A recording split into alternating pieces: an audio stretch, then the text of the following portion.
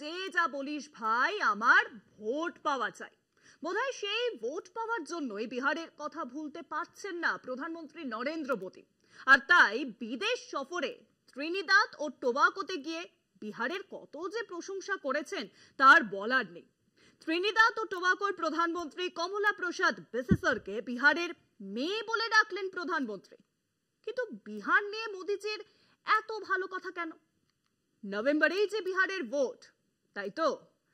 বিজেপিকে নানান আবদারে ইতিমধ্যেই ঘোল খাইয়ে ছাড়ছেন মুখ্যমন্ত্রী নীতিশ কুমার, পাশাপাশি চাপ বাড়াচ্ছেন তেজস্বী যাদব। এসব কথা আমার আপনার মনে আছে, আর মোদীজির মনে নেই, সেও কি হয় বলুন? চলতি বছরেই মণিপুরে যাওয়ার কথা প্রধানমন্ত্রী নরেন্দ্র মোদীর। মণিপুর হিংসার পর এখনো মণিপুরে যাওয়ার সময় পাননি নমো।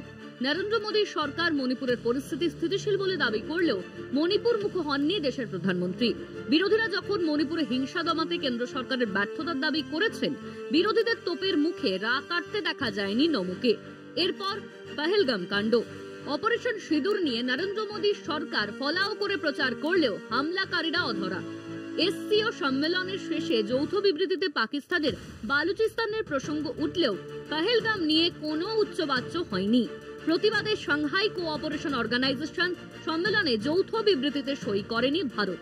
অর্থাৎ দেশে দেশে ভারত যে প্রতিনিধি দল পাঠালো সিঁদুর অপারেশনের প্রচারে পাকিস্তানের সন্ত্রাসবাদের কথা বলে, আদতে তার ফল জিরো। বলা যেতে পারে দেশের অভ্যন্তরে ও বাইরে ব্যর্থ মোদী সরকার। তবে প্রচারে নেই এই সরকারের কোনো খামতি।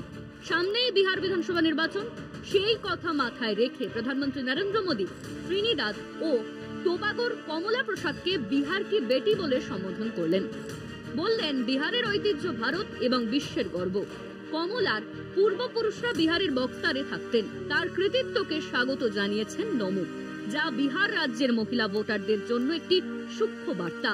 দূরত্বের পরিমাপে বিহার থেকে 15,000 কিলোমিটার দূরে রয়েছে ত্রিনিদাদ ও টোবাগো। তবে সাজসজ্জায় তা বিহারের থেকেও বেশি বলে মনে হচ্ছিল এদিন। একবিংশ শতাব্দীতে বিহার থেকে নতুন সুযোগের উত্থান ঘটবে, এমন কথাও বলতে শোনা গেল নমোকে।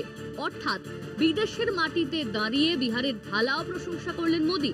রাজনৈতিক বিশেষজ্ঞদের চোখে যা নমোর রাজনৈতিক চাল। কলকাতা টিভি।